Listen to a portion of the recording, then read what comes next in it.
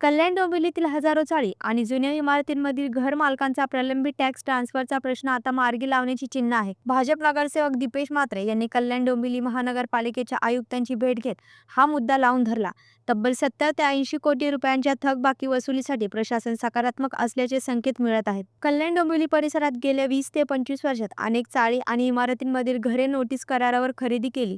त्यावेळी महानगरपालिकेकडून मालमत्ता कर आकारण्यात आला. मात्र घर खरेदी, विक्री किंवा ट्रान्सफर करताना कर पावती मूळ मालकाच्या नावावर राहिल्याने सुमारे 20,000हून अधिक नागरिक अडचणीत सापडले आहेत. टॅक्स भरण्यास नागरिक तयार असले तरी पावती आपल्या नावावर हवी अशी त्यांची मागणी आहे. टॅक्स ट्रान्सफर न झाल्याने महानगरपालिकेच्या अंदाजे 70 ते 80 कोटी रुपयांचा महसूल अडकून पडला आहे.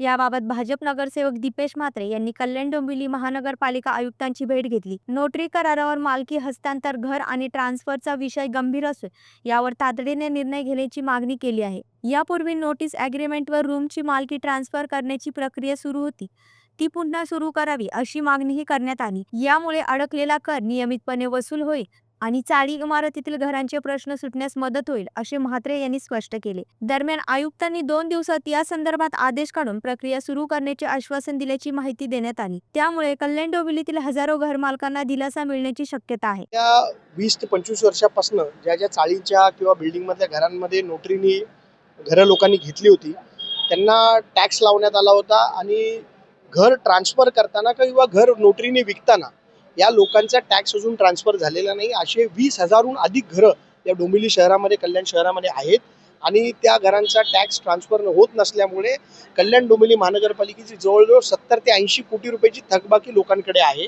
आणि लोक टॅक्स भरायला तयार आहेत, पण आमच्या नावावर ट्रान्सफर करा, त्याच्यानंतर आम्ही टॅक्स भरू अशी मागणी लोकांची होती. ती मागणी घेऊन मी आज आयुक्तांकडे आलो होतो.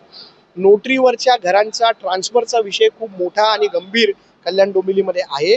आयुक्तांनी मला आश्वस्त केलं आहे की जसं पूर्वी आपण नोटरी ॲग्रीमेंटवरती रूमचा ताबा किंवा रूमची मालकी ट्रान्सफर करत होतो, तशीच आताही ते सुरू करतील, जेणेकरून 70 ते 80 कोटी रुपये कल्याण डोंबिवली महानगरपालिकेचे वसूल होतील आणि ते विकास कामांमध्ये आपल्याला पुढे कामी येऊ शकतात अशी माझी मागणी आहे. ती आयुक्तांनी मान्य केली आहे आणि उद्या परवाच ते नोटिफिकेशन काढतील आणि या कामाला सुरुवात होईल. जवळ 1000 चाळी आणि छोट्या घरांमध्ये राहणाऱ्या लोकांचा प्रश्न याच्यामुळे मिटणार आहे. ब्युरो रिपोर्ट, जनशक्ती कल्याण.